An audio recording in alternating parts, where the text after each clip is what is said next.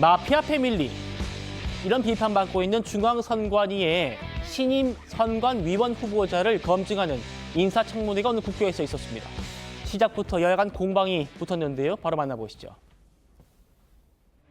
국민의힘 의원님께서 선관위 채용 비리 관련 현안 질의에 대한 필요성을 강조하셨습니다. 지금의 현안이 선관위 채용 비리만 있냐라는 걸 되묻고 싶습니다. 정신 못 차리고 승진 잔치를 벌이고 있는 경찰에 대해서도 섞어찌개로 물타기를 하지 말자는 말씀을 드립니다. 자칫하면 민주당이 독립적인 헌법기관인 선관위에서 무수하게 벌어진 각종 특혜 채용에 대해서 심각성을 간과하고 있다는 오해를 받을 수 있으니까 민주당이 선관위를 감싸고 돈다는 의혹에 대해서 저도 믿고 싶지 않지만 지금 우리 간사님께서 대단히 그 위험한 발언 이런 말씀도 조심해야 되는데 마치 민주당이 선관위를 감싸고 돈다는 그걸 어떠한 근거와 주장에서 이런 이야기를 하시는지 지금 이게 본질을 이제 흐려지고 있는 겁니다. 선관위 자체를 온통 부정부패의 원상이다 이렇게 표현한 것이나 또 총체적 난관이다 이렇게 표현한 것은 저는 제가 선관위를 비우는 것이 아니라 대단히 그 위험스러운 발언으로 저는 생각합니다. 저는 그렇게는 생각하지 않습니다. 수십 년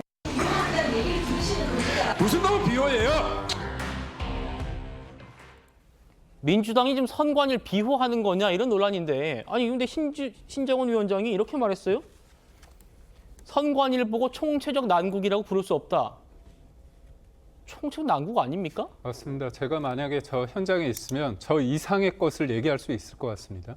근데 민주당스럽지 않아요. 민주당이 어떤 문제가 되면 뭐 특검하자, 뭐 고발하겠다, 뭐 다 여러 가지 강수를 두지 않습니까? 왜 선관위 앞에서는 그렇게 작아지시는지 저는 모르겠습니다. 그게 조국 사태를 보면서 약간 본인들이 찔리는 게 있어서 그래요. 조국 전 대표 어떻게 됐습니까? 지금 죄가 있었죠. 그렇지만 5년 넘게 누릴 거 누리고 다 누리다가 지금 구치소에 있습니다. 근데 당당해요, 본인은.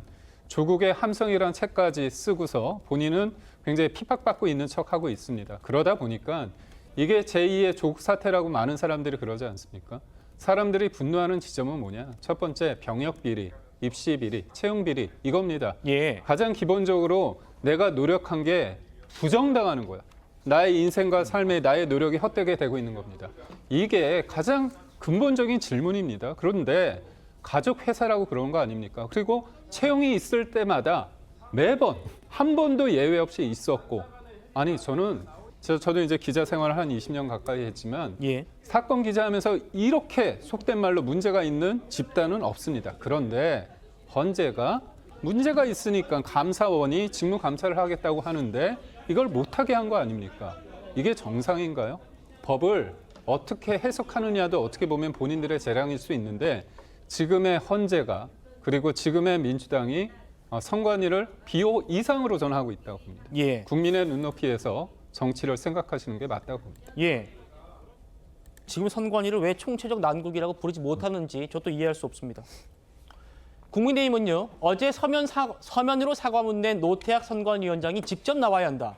이렇게 말했는데 이 과정에서 또 여야 간 충돌이 있었답니다. 만나보시죠. 후보자에 대한 검증 부분도 좋겠지만은 많은 국민들께서 선관위의 현대판 엄서제도 채용 비리에 대해서 밝혀진 감사원 감사 결과에 대한 선관위의 책임 있는 답변을 듣고 싶어 하신다고 저는 생각을 합니다. 그런데 오늘 오전 회의에 유감스럽게도 노태학 선거관리위원장이나 또 김용빈 사무총장이 지금 출석하지 않은 것으로 얘기를 들었습니다. 지금이라도 출석을 담보해 주실 것을 부탁을 드리고요. 존경하는 위원장님께서는 앞으로는 민주당에서 요청한 긴급 현안 질의만 그렇게 따박따박 정시에 열어주시지 마시고 형평성을 맞춰주시면 좋겠다라는 이런 건의의 말씀을 드립니다. 지금까지 상임위 현안 질의에서 한 번도 출석한 바가 없는 중앙선거관리위원장을 부르지 않겠다 하는 것은 위원장으로서 이야기하는 거예요. 아버지를 부르지 못하는 홍기동 저는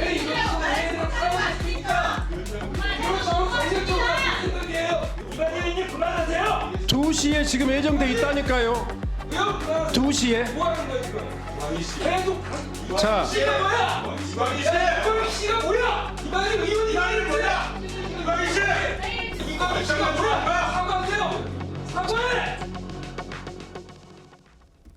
참. 이 위원장님. 아니 근데 선관위 문제만큼은요. 좀 그러니까 민주당도 선관위 좀 나와가지고 얘기하라. 뭐 이렇게 좀 얘기해야지 맞는 거 아닙니까? 어떻게 보세요? 네, 저는 선관위 채용 비리 문제는 굉장히 중요하다고 생각하고요. 예. 이 부분에 대해서는 정말 확실하게 수사를 좀 해야 된다고 생각을 합니다. 네. 이제 다만 이제 선관위의 독립성을 인정하는 이유는 3.15 부정선거 때문에 이제 독립기관, 헌법기관으로 놔둔 거고, 그래서 대통령의 지위를 받는 감사원이 헌법기관인 그 선관위를 감찰은 못하도록 해놓은 게 맞는 겁니다. 그러니까 그 감사원이 선관위든 국회든 뭐 법원을 감찰할 수 없는 것처럼 독립기관으로 놔둔 거죠. 하지만 이렇게 채용 비리가 나타났다면 왜 이제 내부적으로 자정 능력은 없다고 밝혀진 거 아니겠습니까? 그러면 그것이 국회든 외부 아니면 뭐 법원이나 사법기관이든을 통해서 분명하게 이 좀 이렇게 여기에 대해서 수사를 좀 해야 된다라고 생각합니다. 알겠습니다. 오후 질의에는 전 국민을 공분하게 만든 그 특혜 채용의 당사자죠. 박찬진 전 사무총장, 송봉섭 전 차장이 나왔습니다. 들어보시죠. 박찬진 전 사무총장의 딸이 작년 10월 7일 7급으로 승진했습니다. 박찬진 증인은 아빠 찬수 아니라고 그랬어요. 책임지겠다고 그랬어요. 송봉섭 증인 특혜 전혀 없다고 말했습니다. 거짓말이죠? 왜 거짓말했습니까? 제가 박찬진 증인에게 묻겠습니다. 예. 지금 따님 어디 계십니까? 중앙위원회 사무처에 보직 배제된 채 반영되어 있습니다. 지금 따님 사퇴시킬 의향이 있으십니까? 자진 사퇴시킬 의향이 있으십니까? 없으십니까? 그럼 본인의 의사 송봉섭 증인 인사 담당 직원에게 직접 전화 걸어가지고 채용 청탁을 했어요. 따님 사직서 내게 해줄 겁니까? 제가 결정한 문제는 본인 의사죠. 채용할 때는 아빠 찬스 쓰고 그리고 국회에 나와서 거짓말하고 드러나니까 일시적으로 직무 배제시켰다가 잠잠해지니까 직무 복귀시키고 또 어제 시끄러우니까 또 배제시키고 오늘 와서 배제시켰다고 합니다. 사퇴시키겠냐 그러니까 내 의사가 아니고 따님 의사라고 그러시죠. 그런 선관위를 국민이 누가 믿겠습니까? 내 딸 아들 사퇴는 본인들만 할 수 있다. 어떻게 들리세요? 일단 뭐 굉장히 비겁한 변명으로 보이고요. 왜냐하면은 아마 본인들이 지금 선거관리위원회 지원할 때도 보면 아마 부모 찬스가 없었으면 될 수가 없는 거거든요. 특히 아마 선거관리위원회 같은 경우에는 다른 행정기관보다는 굉장히 승진도 초고속으로 이루어지고 있는 부분이기 때문에 저는 아마 지금 두 분이 나오셔서 하는 상황을 보니까 결국 버텨보자는 거거든요. 일단 버티면 어느 정도 지금 이 어지러운 상황이 좀 지나고 나면 나쁘지 않다는 생각을 하는 게 결국 민주당에서 결국 좀 잘못된 시그널을 주고 있는 걸로 보이거든요. 왜냐하면 선거관리위원회는 민주당에서 염려하는 것처럼 선거관리 업무가 있고요.